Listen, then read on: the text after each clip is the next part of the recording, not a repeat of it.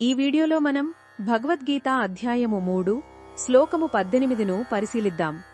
ఈ శ్లోకంలో శ్రీకృష్ణ పరమాత్మ ఆత్మజ్ఞానం పొందిన వ్యక్తి యొక్క లక్షణాలను ఎంతో అందంగా వివరిస్తున్నారు. ఎవరైతే తనలోనే ఆనందాన్ని, తనలోనే తృప్తిని, తనలోనే పరిపూర్ణతను కనుగొన్నారో ఆ మహనీయుడు గురించి ఇక్కడ మాట్లాడుతున్నారు.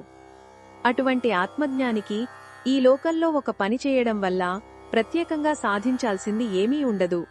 అదేవిధంగా ఒక పని చేయటపోవటం వల్ల ఆయన నష్టపోయేది కూడా ఏమీ ఉండదు. అంటే ఆయన చేసే పనులకు వ్యక్తిగత లాభనష్టాలు అనేవి ప్రేరణ కాదు. ఒక పని చేస్తే తనకేమి వస్తుందనో లేదా ఒక పని చెయ్యకపోతే తానేమి కోల్పోతాననో అనే ఆలోచనలు ఆయన మదిలో ఉండవు. ఇది కేవలం కర్మఫలాలను త్యాగం చేయడం కంటే చాలా ఉన్నతమైన స్థితి. ఆయన ఏ పని చేసినా అది లోక కళ్యాణం కోసమే ఉంటుంది. కాని ఆ పని ఫలితం మీద ఆయనకు ఎలాంటి ఆసక్తి లేదా ఆధారపడటం ఉండదు. ఇంకా శ్రీకృష్ణుడు ఏం చెప్తున్నారంటే, అటువంటి జ్ఞానికి తన అవసరాల కోసం ఏ ఇతర ప్రాణి మీదగాని వస్తువు మీదగాని ఆధారపడాల్సిన అవసరం అస్సలు ఉండదు.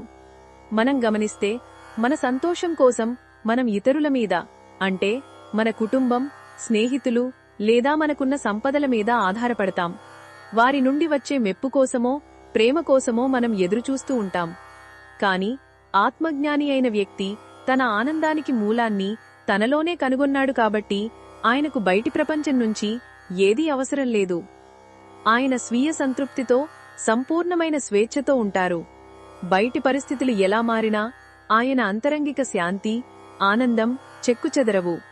మనమందరం మన జీవితంలో ఈ గొప్ప స్థితిని కొంచెమైనా సాధన చేయడానికి ప్రయత్నించాలి. మన పనులను ఫలితం మీద ఆశ లేకుండా మన కర్తవ్యంగా ప్రేమతో చేసినప్పుడు మనం కూడా ఆ అంతర్గత ప్రశాంతతకు దగ్గరవుతాం. నిజమైన ఆనందం మనలోనే ఉంది, కాని బయటి వస్తువులలో లేదని గ్రహించడమే ఈ శ్లోకం మనకు ఇచ్చే అద్భుతమైన సందేశం.